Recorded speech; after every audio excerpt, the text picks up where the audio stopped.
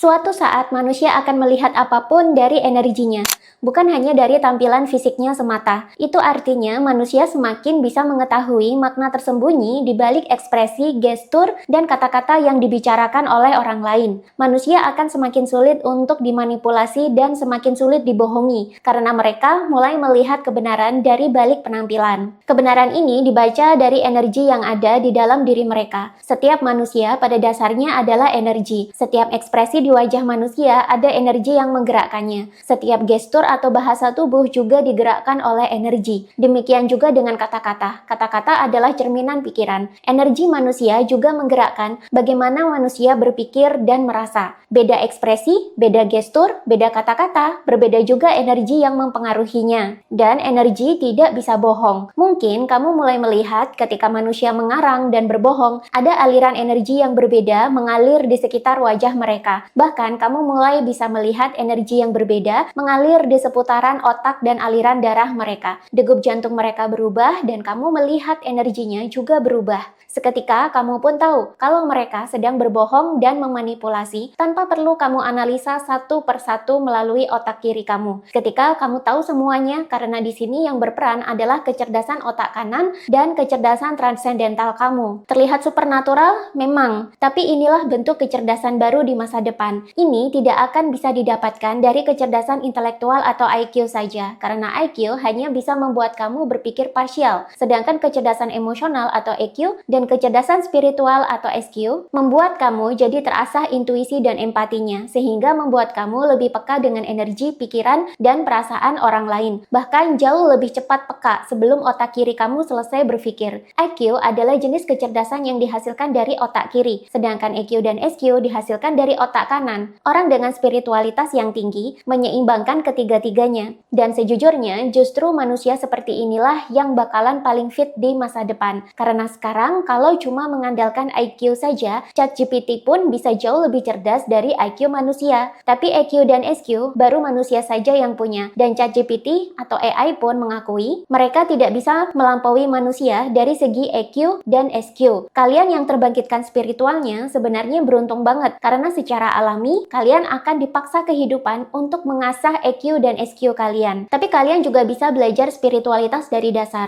Saya sudah bahas ini lebih lengkap di online course saya yang berjudul Kebangkitan Spiritual dan Penyembuhan. Klik link di bio, pilih online course, dan pilih judul online course ini untuk mendapatkan aksesnya. Untuk hasil yang maksimal, kerjakan juga sampai meditasi dan hipnoterapinya tuntas dan rasakan perbedaan positifnya di hidup kalian.